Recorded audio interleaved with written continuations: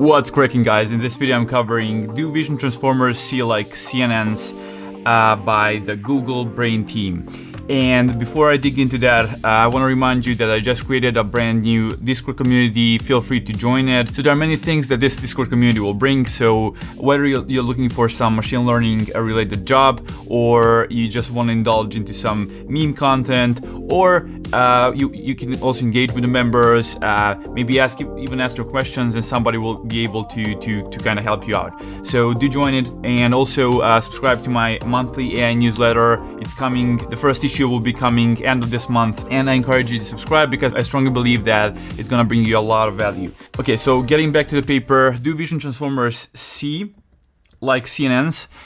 What basically the authors of this paper try to answer is whether there is a fundamental difference between the representations learned by ViT versus CNNs, how the skip connections are affecting those representations, how the data size is affecting those representations, etc. So there are multiple tweaks and experiments they've done here. There is not a single one idea. It's more of trying to distill the knowledge they found, they accumulated during the experiment duration about what's the difference between these two model families.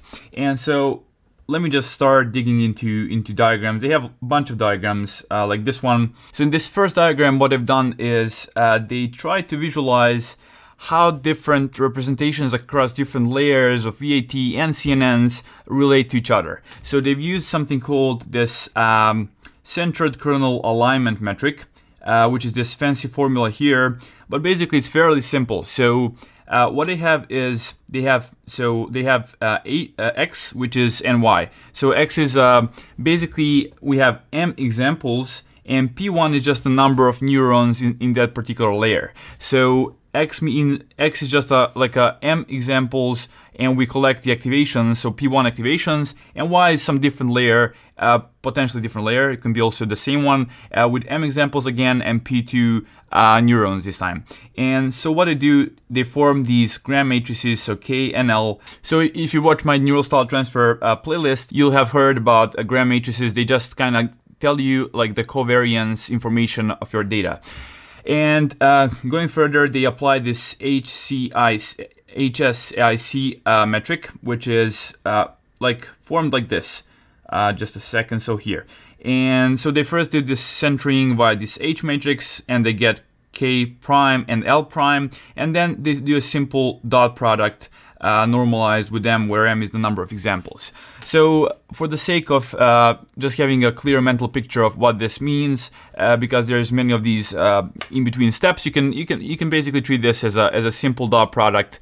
Although it's not working on vectors, it's working on these gram matrices which were centered, etc. But yeah, I think the dot product analogy will work fine enough.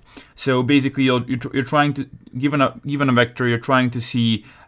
So the closer a vector in a vector space is to that vector, the bigger the dot product will be. So if you have, in the worst case, if you have orthogonal vector, the dot product will be 0. Obviously, if it's totally in the opposite direction, we'll have like a negative dot product. So having said that, let's see what's going on here.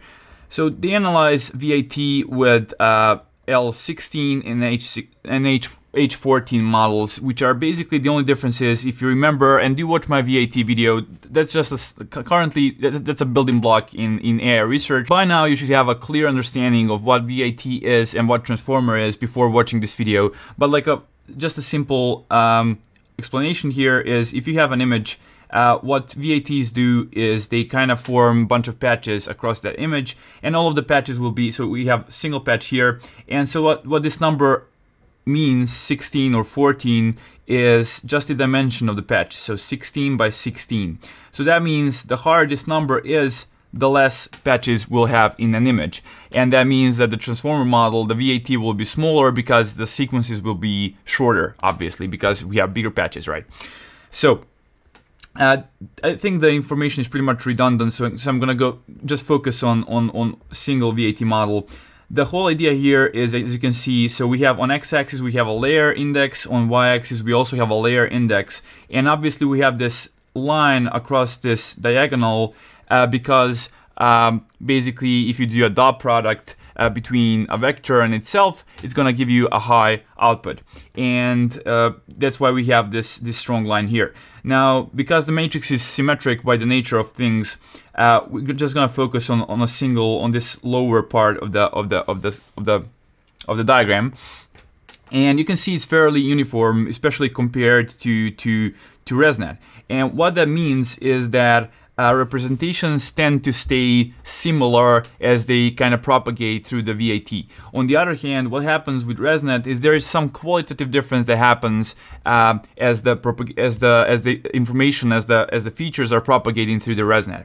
So what you can see here, let me help you parse this diagram, is so layers 80 to 120, which are deeper layers of ResNet.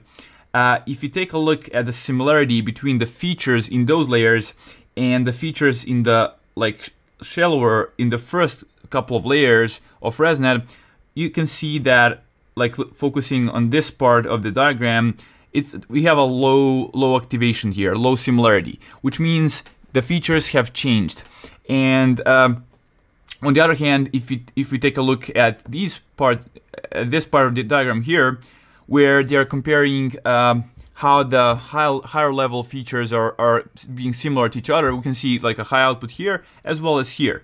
And if we contrast that to VAT, we can see here it's much more uniform. So that's the first conclusion they had here, is that for some reason there is this uniformity happening in VATs and it's not present in ResNets.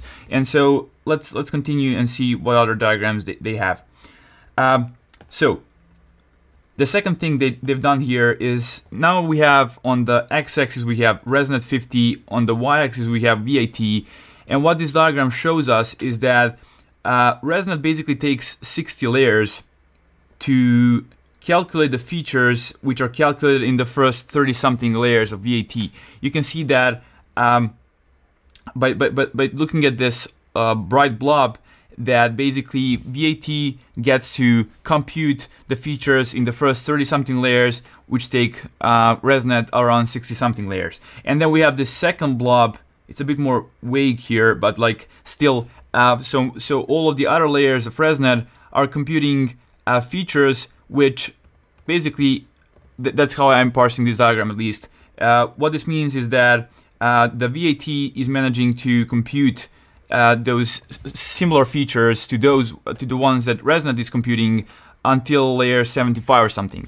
So that means that VAT basically has this whole advantage here of computing, refining the features even further on compared to ResNets. And we've seen in the past, in past research papers, that VATs have comparable or even outperform ResNets. So this kind of visualizes why this is. And it all makes sense if you understand how VATs work. We have a global attention span compared to CNNs, which have by design have local attention only. So having said that, this third diagram is fairly informative, and I guess it's super similar to the diagrams we saw in the original VAT paper. So again, I encourage you to go and check out that video if you haven't already. But what it tells us is the following. So we have this encoder block 0, 1, 2, 2, 2, 3. And what it basically means is, again, let me just kind of do a block diagram of VAT. So this will be a VAT. We have an image on the input, something like this. And so VAT is basically a stack of transformer blocks, right? And so let me denote this one as 0, this one is 1, and then we have blah, blah, blah. And there is block 2, 2, whatever. So I guess 22, not 2, 2. And so what they do is, as you can see, obviously there is a bunch of layers here in between. They focus on these shallow layers as well as on deeper layers.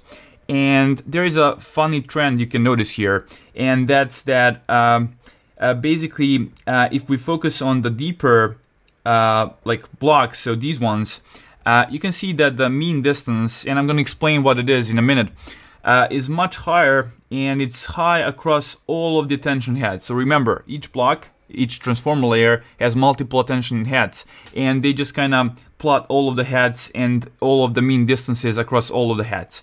And let me, before I start explaining the other curves, let me kind of try and explain what this means. It's fairly simple. So imagine you have a simple image and we have 4x4 patches, something like this, 4x4. So 1, 2, 3, 4. Okay.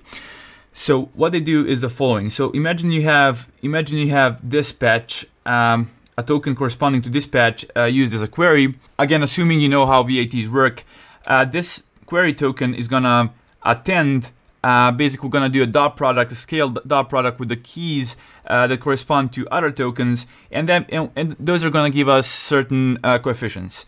And so basically, that means that this query will maybe be attending. It will be attending this key here with maybe value 0.8. And it's gonna be attending this key with maybe some lower weights, maybe 0.01. And so basically, how the mean distance is calculated is you'll have basically 0.8 times whatever the distance is. And so we have, let's say we have 3 pixels here and 3 pixels here. So basically we have square root of 3 raised to the power of 2 plus 3 raised to the power of 2, so that's square root of 18 if I'm not wrong. And so the basic idea is you are weighting the distance of all of the tokens from the query token, and that means if we're strongly attending further away tokens, so these tokens, that means that the mean distance will increase. And analogously and similarly, if we are attending the closer tokens and not the tokens further away, which we can see by those attention coefficients, that means that the mean distance will drop down. So that's a rough intuition of how this thing works. Hopefully you got it. And so now, having that in mind, let's kind of try and interpret this diagram again. If we focus on the shallower blocks, so block 0, 0 or block 1, we can see that after we sort the attention heads, so maybe this block has whatever, like 16 heads, I guess. And all of the heads will have different mean distance, which is natural. And so you can see that certain heads here have much smaller mean distance. So what that basically means is that if we have an image here and we have we focus on a specific token here, that means that it's gonna attend the neighboring tokens, i.e. pixels that are grouped into those tokens. And I guess we saw the same or similar diagram in the original ViT paper.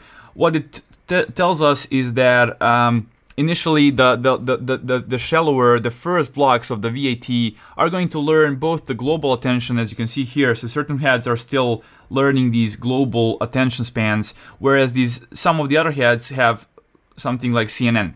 So that means some heads will be attending like this one, and other heads may be attending to further away tokens like these ones here. And that's the whole point. We have a mix of all of those different I guess effective receptive fields. And I guess similar trend for the ViT H14, but that's the whole idea. Basically, the additional flexibility that ViT's transformers in general have is that they can choose and learn however they want their receptive fields, whereas CNNs are kind of bound to only have local receptive fields. So that was already too long. Let me continue. Hopefully you got that one. So this fourth diagram, what they show is that basically if you train these models, ViTs, with not enough data, so all of those were pre-trained on JFT, which is a huge data set. I think it has 300 million data points. If you train the ViT in contrast on ImageNet, you can see what happens here. So now if we focus on block 0 and block 1, we can see that even all of the heads have kind of global attention span and not local.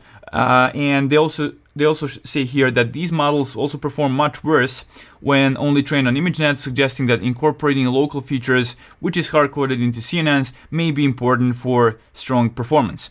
And yeah, I guess this is kind of a nice demonstration of that fact. Okay, continuing on here. Let's see the fifth diagram. So what they show here is the following. Now we have on x-axis we have the mean distance, so the same metric I just explained a couple of minutes ago.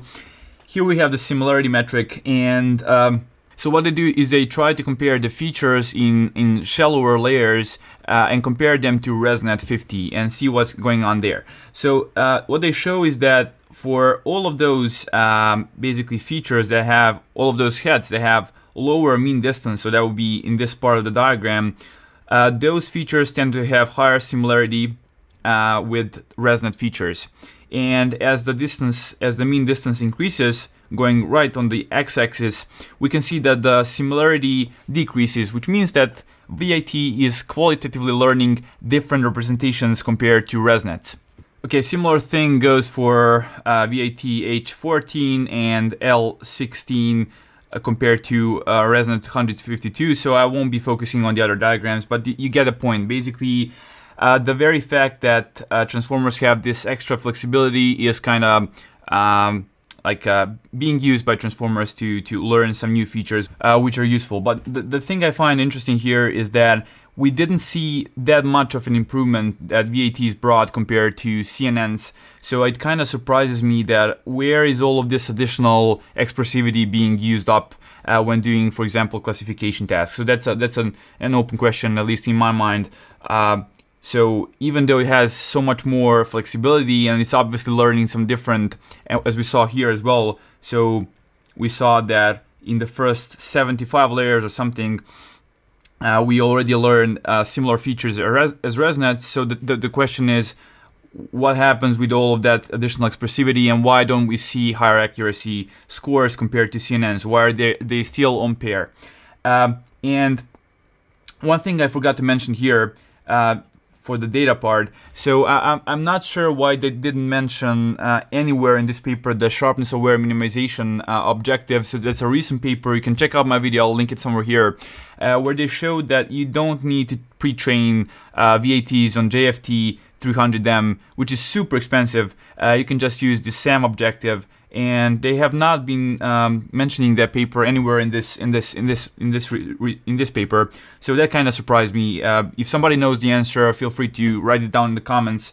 But yeah, I guess it'd be interesting to do the same kind of experiments now, this time with ViT plus SAM and training only on ImageNet instead of training on JFT. I guess that would be something I'd like to get an answer to. Okay. Again, as I said, a bunch of diagrams, not necessarily connected, so stick with me. Hopefully, we'll have a bigger picture at the end of this video.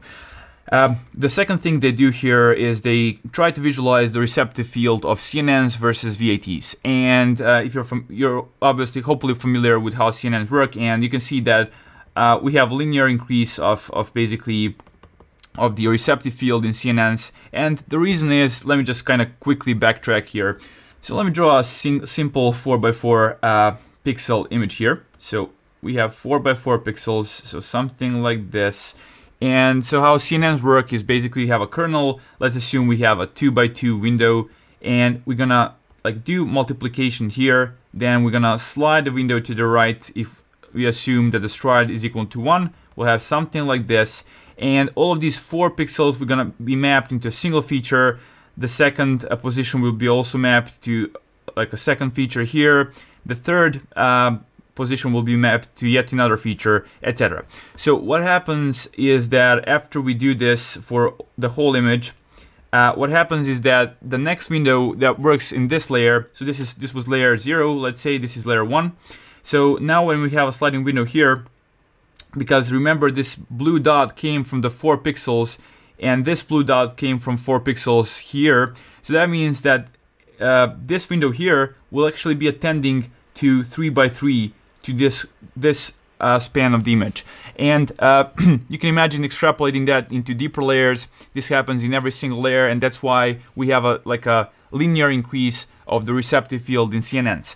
On the other hand, ViTs do not work like CNNs, obviously, and they can immediately attend whatever pixel in the image in whatever layer of the ViT. So, and that's kind of reflected here. You can see there is a sudden jump here where all of a sudden every token can attend every token, and it's kind of I don't like these diagrams, to be honest. It's kind of hard to understand them in O of 1, what this exactly means. But like they basically calculated some absolute values of gradients of the central token of the feature map with respect to the input tokens, and that's how they and then they do the averaging. But basically, you can see these bright shadows here basically mean that they are attending every single input token. Okay. So the receptive field is basically the whole image, whereas here it takes a while and takes a deeper layer. Only there we'll have a neuron attending the whole input image. Okay, let's continue and see some other interesting results. So I like this result a lot, and let me try and explain what this actually depicts. So the colors on this diagram are the following thing. So let me just recap briefly how transformer layer looks like. So this will be, let's call this F. This will be just like a transformation block. Just stick with me here. So we'll have a skip connection here. Those two will get added up, and then we have next layer. So F is either MLP or self-attention layer. So that's your transformer block, right? So you have each transformer block consists out of MLP. Actually, first goes the self-attention block, and then we have sub-block, sub-module, and then we have the MLP sub-module. So that's F, and so Z will be the input features, and obviously we'll have F of Z here. After we transform the features, we have F of Z. So what they depict here is a norm, simply a norm between like Z. We take L2 norm of Z, and we take a ratio between that and the F of Z, okay? So something like this. We have a ratio of norms. And now having that in mind, let's now interpret this diagram here. So you can see that yellow means a high value, and that means that if we focus on 0th token, which is CLS token, so the classification token in ViT, we can see there is a spike here in the lower layers, which means if we focus on what this plot is actually plotting, that means that the norm of Z vector is much higher than this one, which means much more signal is being passed by the skip connection. So actually the skip connection carries a lot of the information on this CLS token route, okay? And then we can see that after we get to these deeper layers from maybe 5th layer onwards, we can see that the brightness goes down. That means that this kind of changes, and now the information is being passed over this main branch.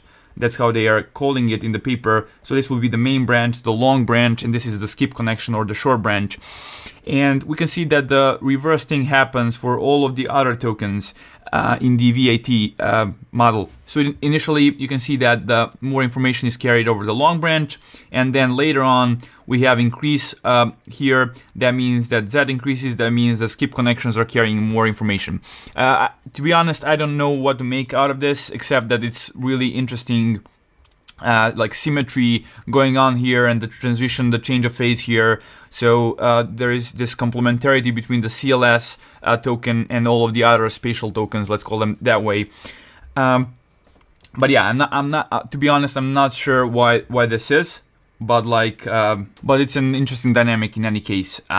Okay, so next thing what they show is how that basically we saw that features are fairly uniform going through the whole ViT model, and they show that skip connections are fairly important to keep this uniformity of representations. So they show that after they remove certain skip connection, the performance drops by 4%, and we get these diagrams which tells us that now deeper layers and these shallower layers have are way different compared to for example here, which means that there is some qualitative change that happens if we remove a skip connection, and performance obviously suffers a lot. So skip connections are definitely a vital part of ViTs, so it seems.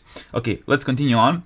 So the next thing they show here is that basically the tokens that are not CLS token are preserving the spatial information in ViTs, and that's fairly. Why they do this is because we eventually will want to if they prove to be better than CNNs, will want to use ViTs not just for the classification task, but also for some tasks that require more like global spatial awareness, like object detection or semantic segmentation, etc.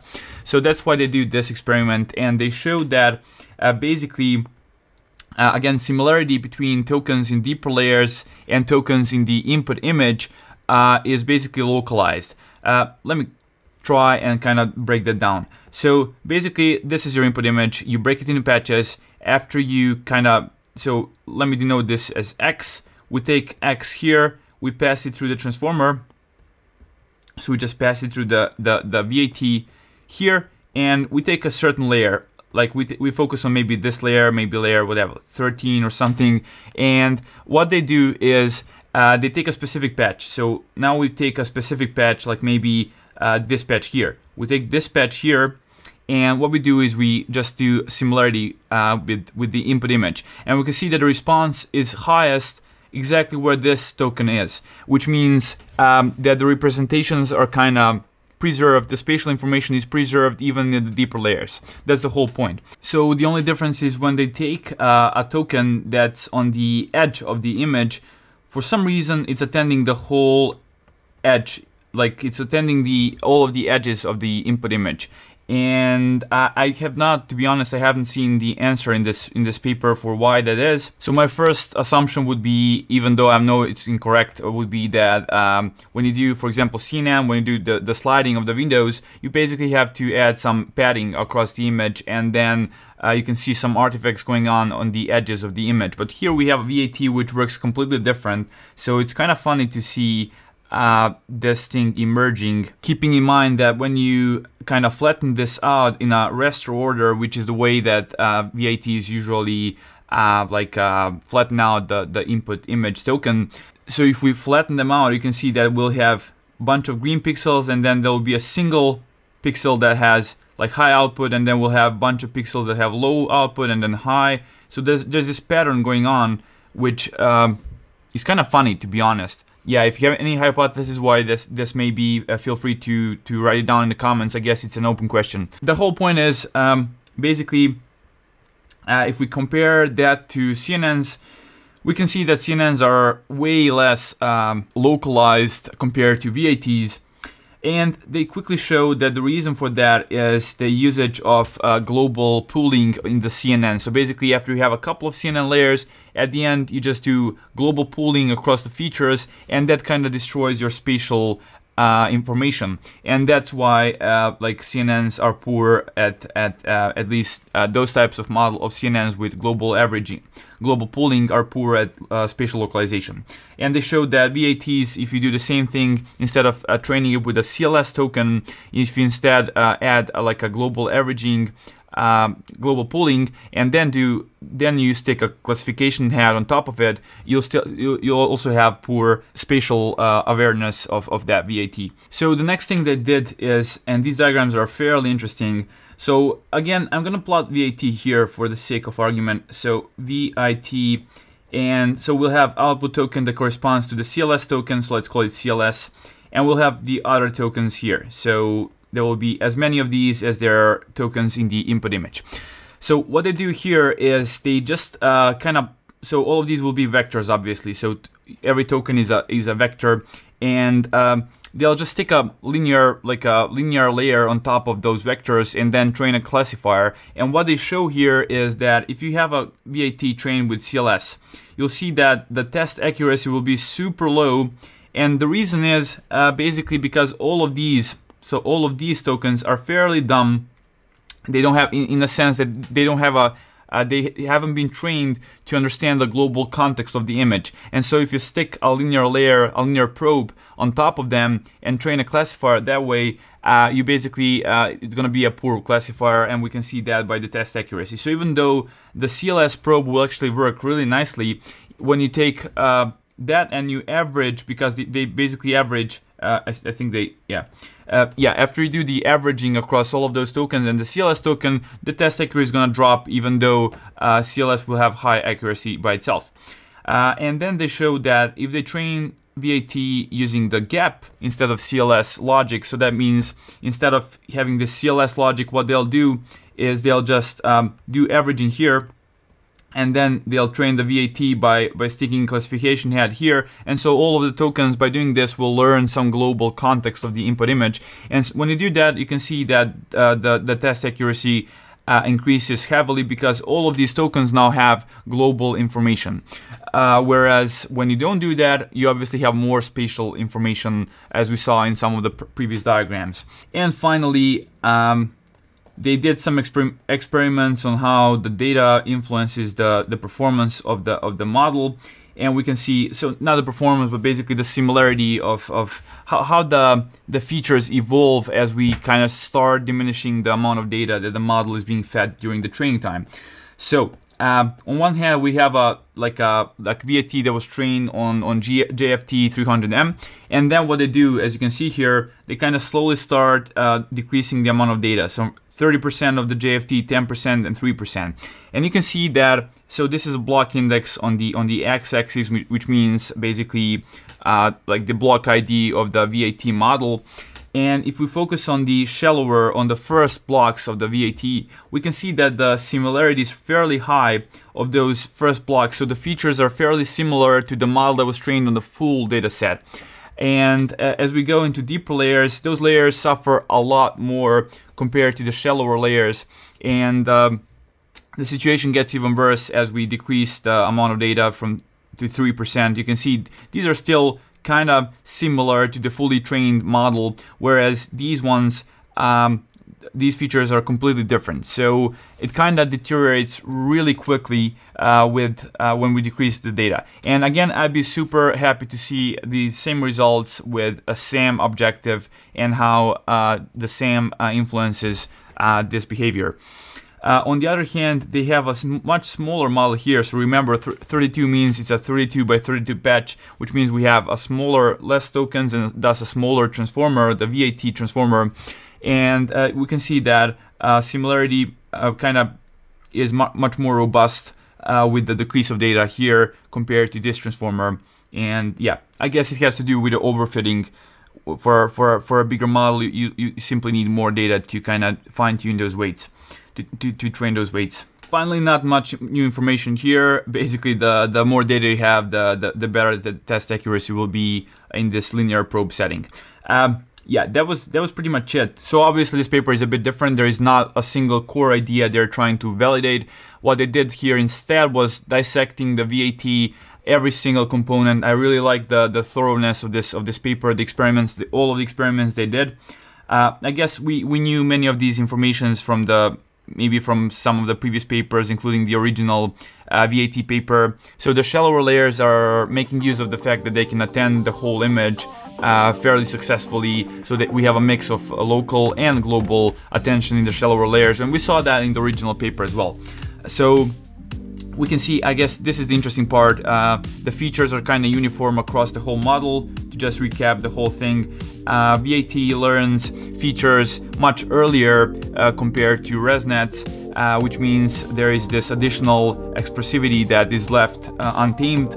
Again, this is the same thing as in the original transformer. As I said, we have both global and local attention in the earlier layers, and that kind of deteriorates if we have less data. If we're not using SAM objective, if we're just training VAT the classical way without SAM, so by cross entropy in the case of classification, we can see that we don't have those like CNN like behavior emerging in these lower layers. We only have global attention here.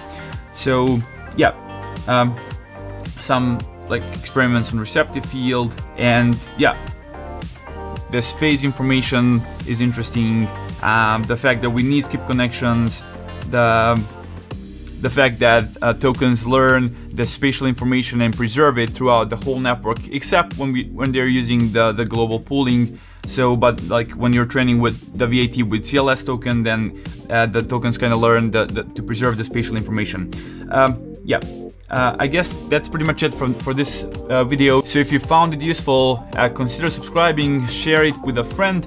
Also, I encourage you to join the Discord community. I strongly believe it's gonna become a really vibrant community over the next couple of months.